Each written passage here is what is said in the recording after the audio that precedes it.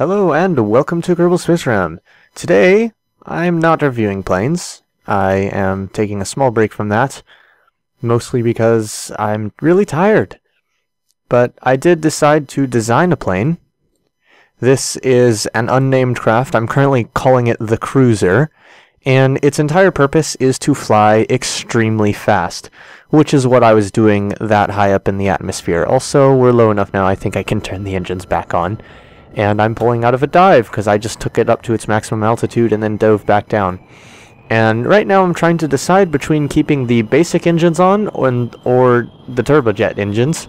I think I'll just go ahead and release a version with each, because the advantage of the turbojet engines is that it can fly higher, it is more maneuverable, but it is slightly slower. I think they might also be slightly heavier, or maybe slightly less heavier. I think they're slightly heavier and these ones are slightly lighter.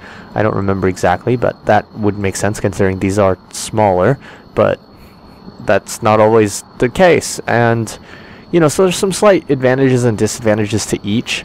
So I think ultimately I might just go with both of them, especially because look at the speed. We're going about 50 meters per second faster than the other one can. And 50 meters per second is actually a fairly significant amount of speed. So anyhow, like I said, it's designed to go fast, and it was inspired by this aircraft in a webcomic that I found that just looked really cool. It was just, you know, generic sci-fi plane number 3, and I was like, I want to make that because it looks cool. And so I started out with a cockpit, fuel tank. Actually, I started out with an entirely different craft, which I was going to try to replicate it more faithfully, and that really did not work well at all. But when I went back to the drawing board and decided to just kind of take the KSP spin on it, I came up with this craft where I kind of just let it be how I wanted it to be instead of trying to stick strictly to what the thing was that I was trying to copy. And I'm much happier with this result than that. Look at that. Look at that shape. It is a beautiful plane. And let's go ahead and land or crash it. I don't know. Land, crash. Land, crash. If I can pull out of this, land. I'm not going to pull out of it. Here is a random Kerbal. He's the lone survivor of I don't know what. He's the lone survivor of something. That much is for certain. You may or may not have heard the Xbox achievement noise. That's because that's my message sound on player.me. Apologies. Also, I just realized I need to change a setting on here. I need to unlock the steering on the front small gear bay. And yeah, that's it. Normally I also turn off the brakes on the front gear bay, but on this plane, the way the landing gear are and how stable it is, it's fine to leave them on. So as you might have noticed by the craft name, that was the Work in Progress 14. This is the Work in Progress 13, which is literally the same, except I need to fix the steering on it as well, and that it has the turbojet engines. Like I said, couldn't decide between the two, and I think, like I said, I'm just going to go with both of them. But as you can see, the center of lift is just a little bit behind and above the center of mass. The center of thrust is below the center of mass, so it's actually, you couldn't really make a space plane out of this because or at least not without, you know, heavy modification due to the center of thrust being below the center of mass. However, that does give it an ability to pull up harder than it otherwise would, because the engines are especially helpful with that. And it has a very nice profile to it. I clicked the thing, and there we go. It has a very nice profile to it, at least in my opinion. I mean, just look at that. Look at that. That's amazing. I'm taking a screenshot of it. I'm taking another screenshot like this, and another one like that. Wait, nope, without the thing in the way. Ha ha ha.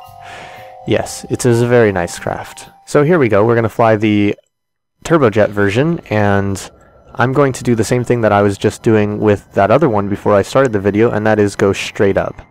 The other one got to an altitude of 22 kilometers, I believe it was, before the engine flamed out. So now we're going to compare this one to that one and see how much higher it gets, if it gets higher at all. Oh, yay, yay game. That's exactly what I wanted you to do. Not really. That's the trouble with time warp, obviously. And as you can see, we are getting much faster, much lower in the atmosphere. Actually, you can't really compare because you didn't see the other one. But at this point in the other one, we were going a lot slower. Of course, at this point, we're going so much faster, and the thrust is so great that those engines will push us off of our velocity vector and then flame out as the air intakes become perpendicular to the air instead of, you know, aligned properly. So they don't get the air, the engine flames, we start spinning. It's a vicious cycle, and we end up in a situation such as oh yes, cockpit. Woo! Hi KSC, how you doing down there? Okay. Oh, it just kind of locked in place finally, because... Hold on, there we go, chase camera. Let's go ahead and fly this thing back in the chase camera. Of course, while I'm at this high of an altitude, I can kind of just turn wherever I want with the SAS wheels, because the air can't really do anything. We almost got into space with this thing just by flying it straight up. So that should tell you how much better the turbojet engines are at going in high altitudes.